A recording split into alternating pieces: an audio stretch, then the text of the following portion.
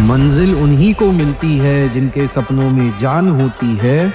मंजिल उन्हीं को मिलती है जिनके सपनों में जान होती है। पंख से कुछ नहीं होता, हौसलों से उड़ान होती है, हौसलों से उड़ान होती है।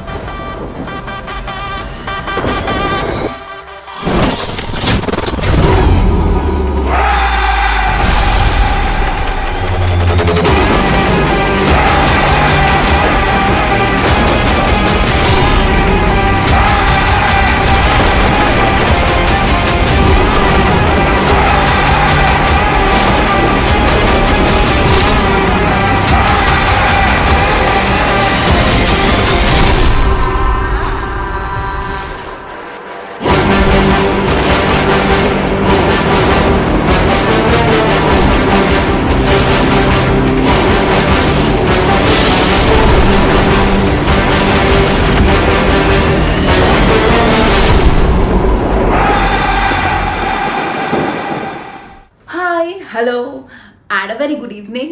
It's one of the most requested video. कब मतलब मेरे current batch के बच्चे कब से पूछ रहे हैं मैम आप कब जेल जाओगे, कब most probable questions आएंगे. So here I am today to tell you about the questions which have a high probability of being asked in the board exams, ISC chemistry.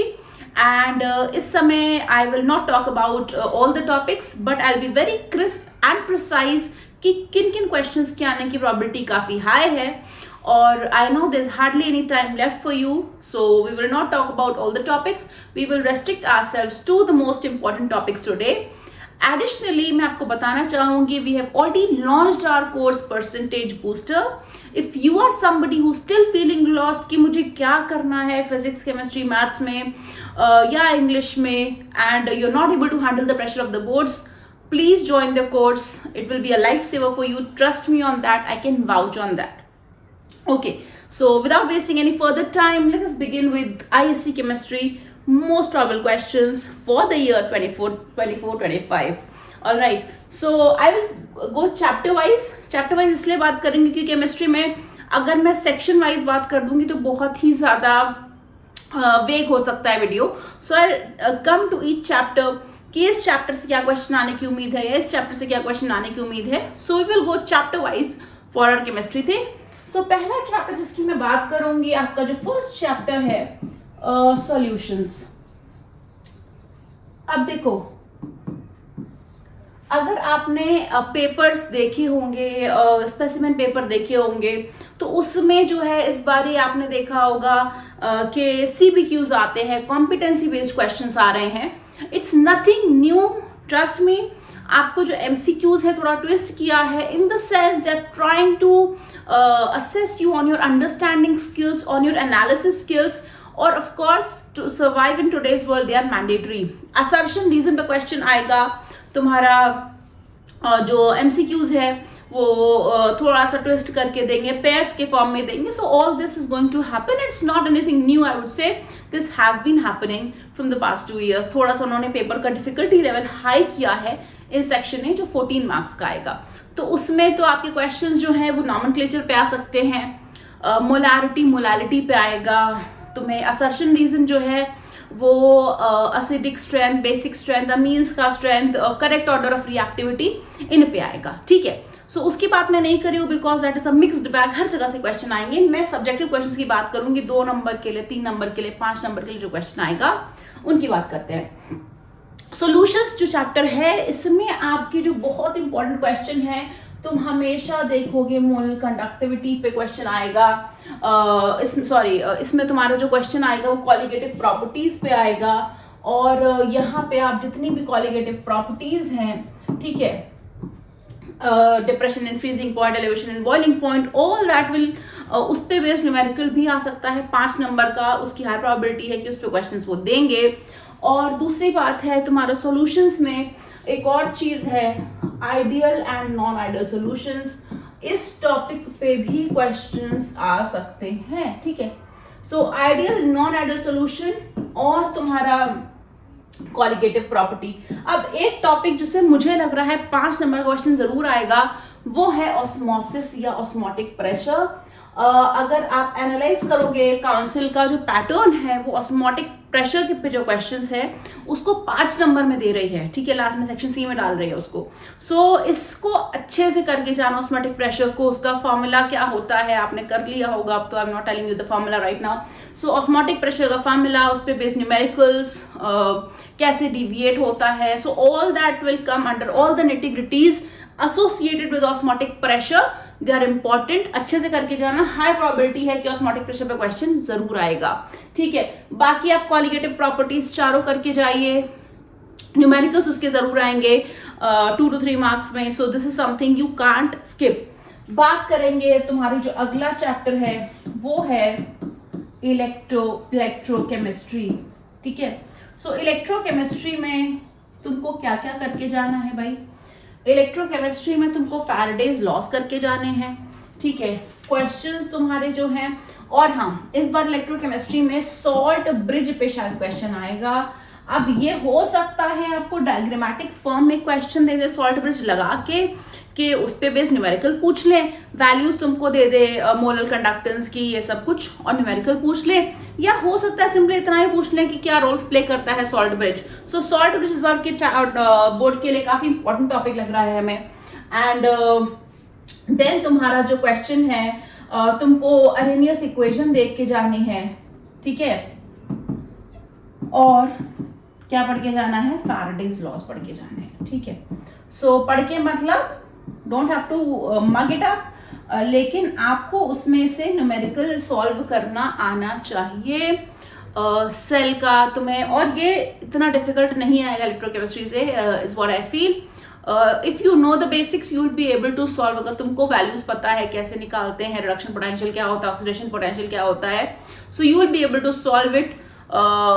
It's not going to be a nightmare for you, but again this is one topic जिस पे 5 number question आना बनता है, 3 number question आना बनता है, सो be prepared, ये आएगा, ठीक है। अगले चैप्टर की तरफ बढ़ेंगे। जो अगला चैप्टर है हमारा केमिकल काइनेटिक्स। भाई केमिकल काइनेटिक्स, इसमें ऐसा कुछ भी नहीं है जो इंपॉर्टेंट ना हो।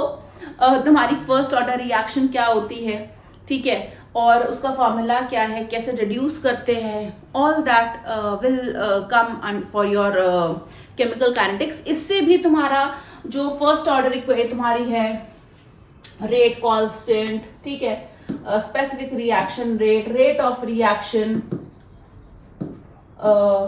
ROR, ठीक है, इन सब पे अगर आप करोगे हाफ लाइफ, हाँ, और T हाफ, देन उसके बाद तुम्हारा EA एक्टिवेशन एनर्जी, इन पे न्यूमेरिकल आएगा, ठीक है। एक्टिवेशन एनर्जी पे हाई प्रोबेबिलिटी है न्यूमेरिकल पूछा जाएगा। So half life, T half, T3/4, T75 तुम्हें, और साथ ही साथ एक्टिवेशन एनर्जी को अच्छे से करके जाना, इस पे न्यूमेरिकल आएगा 3 मार्क्स से 5 मार्क्स के बीच में। So be prepared, you can't skip these 2 topics. Moving ahead with another topic, now we'll come to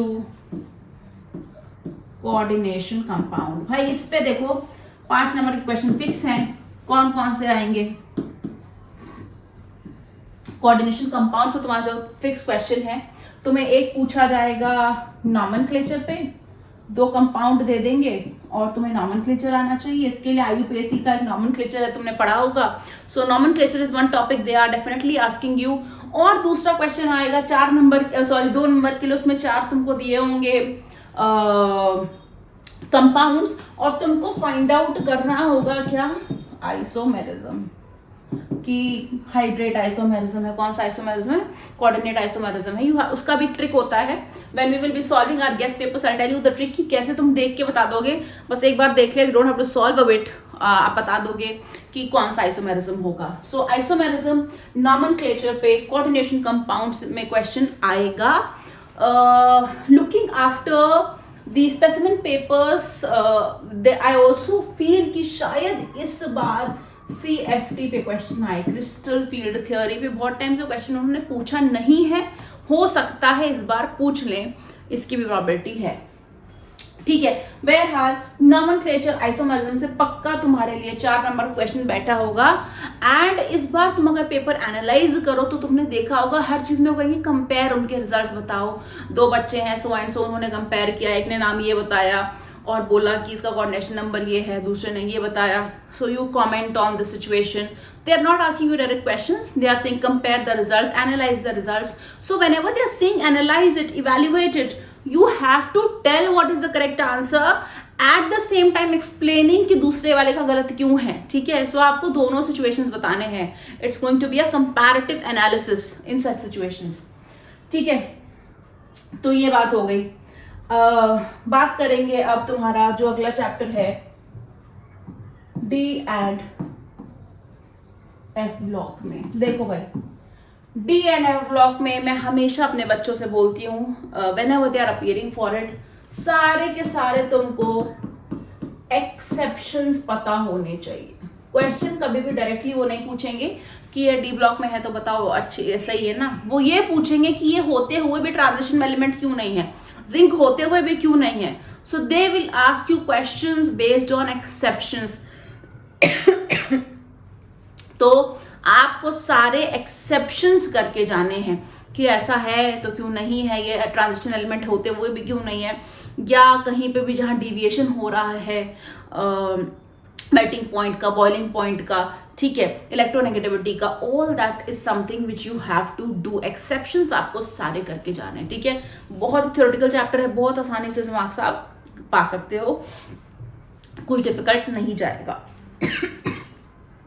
अगला चैप्टर की अगर मैं बात करती हूँ, so coming to your organic part, haloalkanes and haloarenes. Organic की मैं सारी बात साथ में करूंगी। उसके बाद हो गया तुम्हारा अल्कोहल्स,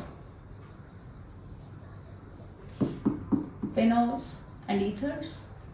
ठीक है, aldehydes, ketones, carboxylic acid, organic compounds containing nitrogen, या तुम बोल लो नाइट्रोजन कंटेनिंग कंपाउंड्स। अपना आखिरी चैप्टर है बायोमोलिक्यूल्स।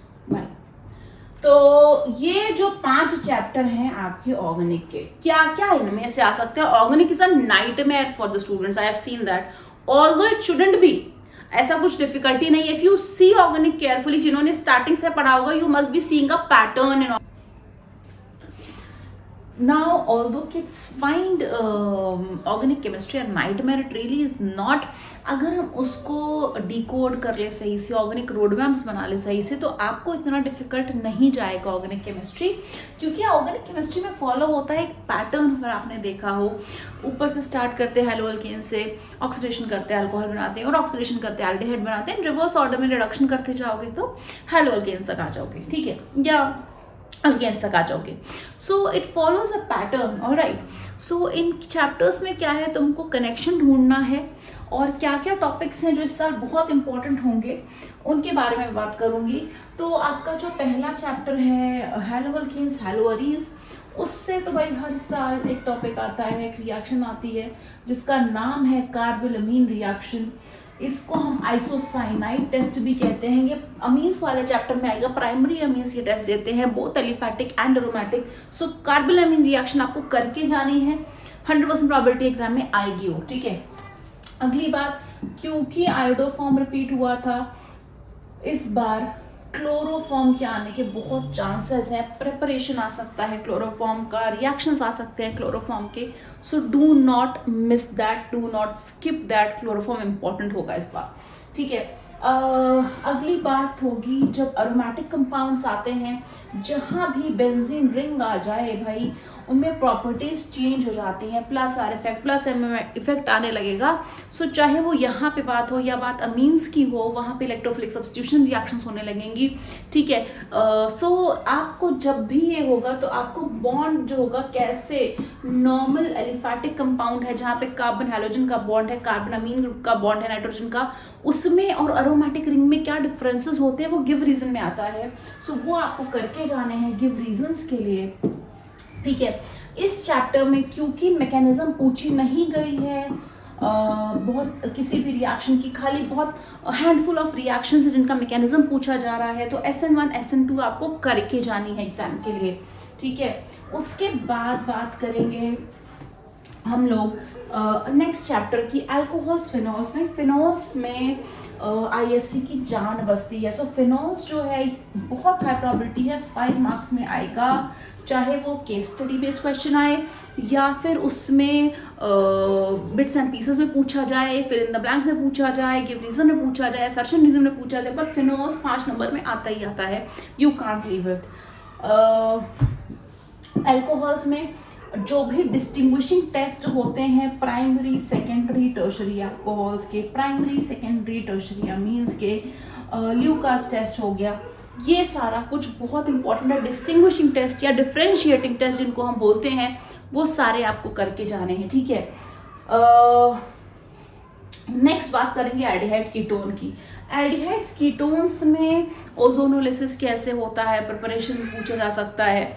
सो एल्डिहाइड कीटोन में कन्वर्जन पे क्वेश्चन आएंगे। सो आपको कन्वर्जन तभी होगा जब आपको उनके बेसिक रिएक्शंस पता हो। So aldehydes ketones is a very detailed topic, आपको उनमें कन्वर्जन्स आएंगे और वो आपको सॉल्व करने आने चाहिए। सबसे ज्यादा मार्क्स में पूछा जाने वाला चैप्टर है aldehyde ketone and carboxylic acid.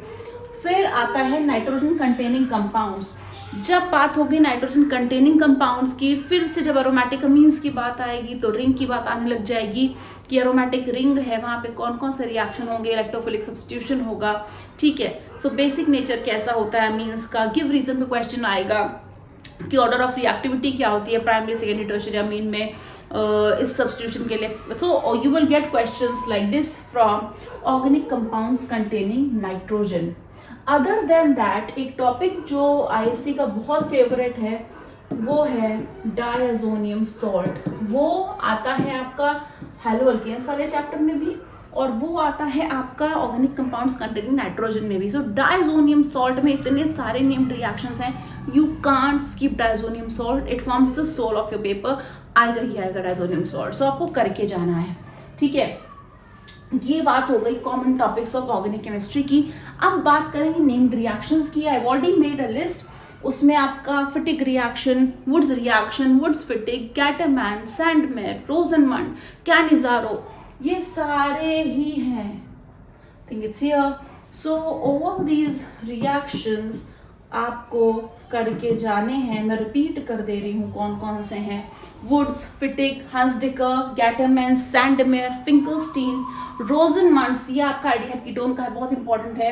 Clemmensen, Reimer Tiemann, aldol condensation, benzoin condensation, Perkin's reaction, Balz Schiemann reaction, Swarts reaction, Lucas test again phenol का, कैनिजारो रिएक्शन, ये सारे नेम्ड रिएक्शंस इंपॉर्टेंट हैं जिन पे मैंने स्टार मार्क किया है। रोजनमंड हो गया तुम्हारा, क्लेमेंसन हो गया, रीमोटिमन हो गया, एल्डोल कंडेंसेशन हो गया, बेंजोइन कंडेंसेशन हो गया, ये लगभग हर ऑल्टरनेट ईयर पूछे जाते हैं। सो ये वाले इवन मोर इम्पॉर्टेंट हैं, ओके। नेम रिएक्शंस मैंने लिखे, उसमें भी कौन सा ज़्यादा इंपॉर्टेंट है I am telling you on the board, so take a note of it.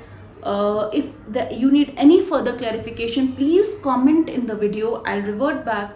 And at the same time, if you still feel lost कि अभी कैसे बोर्ड होगा, you can't cope with the pressure, please join the batch by clicking on the link in the description and we'll definitely help you. चाहे physics की बात हो, chemistry की हो, math की हो या English की हो, अगर आपको लगता है कि you are stressed out because of the board exams, you can join our current percentage booster batch.